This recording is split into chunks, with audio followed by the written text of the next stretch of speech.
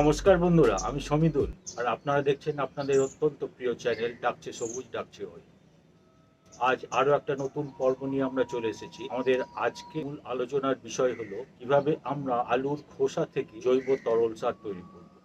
আমরা সবাই জানি এই আলুর খোসা অত্যন্ত ভালো উপযোগী একটা জৈব সার এবং এতে প্রভূত পরিমাণে নাইট্রোজেন, ফসফরাস, পটাশিয়াম এগুলো তো আছেই, এছাড়াও আছে ম্যাগনেসিয়াম এবং আয়রন।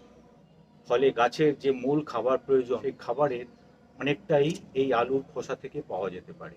তাই এই আলুর খোসা থেকে আমরা সার তৈরি করে সেই সার গাছের পরিচর্যার ক্ষেত্রে ব্যবহার করতে পারি। আলু অত্যন্ত প্রয়োজনীয় একটা রান্নাঘরের উপকরণ এবং আমরা প্রায় প্রত্যেক বাড়িতেই আলু প্রতিদিনই ব্যবহার করে থাকি এবং এই আলুর নানা রকম রান্না হয়। আলু রান্না করার সময়ে আলুর খোসাগুলি অনেক সময় আমরা ছাড়িয়ে ফেলি এবং কখনো কখনো এই খোসা সহই আলু আমরা খাই। তো আলু যখন খোসা ছাড়িয়ে আমরা রান্না করি তখন সেই খোসাগুলি আমাদের ডাস্টবিনে আমরা জমা করে রাখি। বিশেষ করে যারা ছাদ বাগান করি তারা কিচেন ওয়েস্ট কম্পোস্ট তৈরি করার জন্য কিচেন ওয়েস্ট কম্পোস্ট বিনে জমা করে রাখে। অনেকেই আমার কাছে জানতে চেয়েছে এই আলুর খোসা থেকে কিভাবে আমরা উপযোগী সার তৈরি করতে পারি, সেই নিয়ে একটা পর্ব যদি করা যায় তাহলে খুব ভালো হয়। তাই তাদের আহ্বানে সাড়া দিয়ে আজকের আমাদের এই মূল পর্ব। তো আসুন এবার আমরা মূল পর্বে চলে যাই। আমরা দেখে নিই কিভাবে আমরা আলুর খোসা থেকে জৈব তরল সার তৈরি করতে পারি। তো এই দেখছেন আমাদের আলুর খোসা, এই হচ্ছে আলু। এই আলু তো সবাই জানেন এবং বাজারের সবজি হিসাবে আমরা প্রতিদিনই প্রায় ব্যবহার করে থাকি।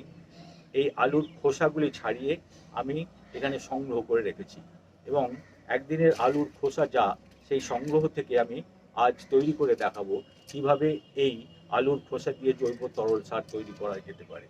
প্রথমে এই আলুর খোসাগুলিকে আমরা একটা পাত্রে নিয়ে নেব। সেই পাত্রে এক মুঠো আলুর খোসা আমরা নেব এবং আলুর খোসা নেওয়ার পরে সেই পাত্রটিতে আমরা 1 লিটারের মতো জল ঢেলে দেব। এইভাবে জল ঢেলে দিয়ে আলুর খোসা সহ এই পাত্রটিকে আমরা একটা ছায়া জায়গায় রেখে দেবো 48 ঘন্টা। 48 ঘন্টা মানে 2 দিন। 2 দিন রেখে দেওয়ার পর এই পাত্রে আমরা যে আলুর খোসা সহ জলটিকে রাখলাম সেটা অনেকটা গেঁজিয়ে যাবে এবং তার চেহারা কীরকম দাঁড়াবে আসুন এবার আমরা দেখে নিই। তো এই হলো আমাদের 2 দিন পর একটি পাত্রে জলে ভিজিয়ে রাখা আলুর খোসার অবস্থা। জলটি অনেকটা গেজিয়ে গেছে এবং এই গেজিয়ে যাওয়া জলটি হলো আমাদের আলুর খোসা থেকে তৈরি জৈব তরল সার। প্রথমে আমরা এই আলুর খোসা ভেজানো জলটি যেটি অনেকটা গেজিয়ে গেছে সেটিকে একটু ভালো করে নেড়ে দেব। নেড়ে দেওয়ার পর আমরা এবার এটিকে ছেঁকে নেব। ছেঁকে নেওয়ার জন্য আমরা এই পাত্রটি নিলাম এবং একটি ছাঁকনি নিলাম। এই ছাঁকনি নেওয়ার পর এই আলুর খোসা ভেজানো জলটি আমরা এবার এই ছাঁকনির সাহায্যে ছেঁকে নেব।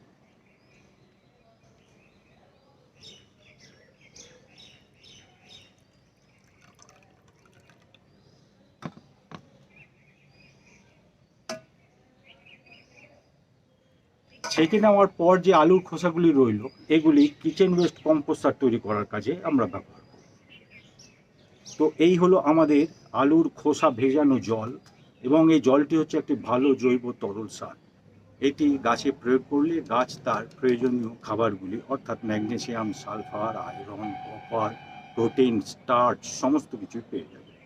আমরা এই জলটি কিন্তু সরাসরি প্রয়োগ করব না, 1:4 অনুপাতে এই জৈব তরল সারের সাথে জল মিশিয়ে সেই জলটি আমরা সার হিসেবে আমাদের গাছে প্রয়োগ করব। এই বিষয়ে আপনাদের আরও কিছু জানার থাকলে অবশ্যই কমেন্ট বক্সে আপনারা আমাকে প্রশ্ন করতে পারেন, আমি যথাসম্ভব তার উত্তর দেওয়ার চেষ্টা করব। বন্ধুরা, এই ছিল আমাদের আজকের পর্ব। আজকের পর্বে আমরা দেখে নিলাম আলুর খোসা ভিজিয়ে কিভাবে আমরা জৈব তরল সার তৈরি করতে পারি। এই আলুর খোসা থেকে তৈরি জৈব তরল সার, এই সারটি যদি আমরা ব্যবহার করি গাছের পরিচর্যার ক্ষেত্রে তাহলে গাছ তার প্রয়োজনীয় নাইট্রোজেন, ফসফরাস এবং পটাশিয়াম, ম্যাগনেসিয়াম এবং আয়রন এই উপকরণগুলি সরাসরি পেয়ে যাবে এবং সেক্ষেত্রে তাদের চাহিদা, খাবারের চাহিদা অনেকটা মিটে যাবে। আমরা এইভাবে জৈব উপাদানের উপরে এবং জৈব তরল সারের উপরে বা জৈব সারের উপরে যদি আমরা নিজেদের নির্ভরতা বাড়াই এবং পরিবেশ সুস্থ রাখি, তাহলে আমাদের পক্ষেই মঙ্গল। আমরা যত বেশি করে এইভাবে নিজের ঘরেই জৈব সার তৈরি করে সেটি গাছের পরিচর্যার ক্ষেত্রে ব্যবহার করব, ততই ভালো।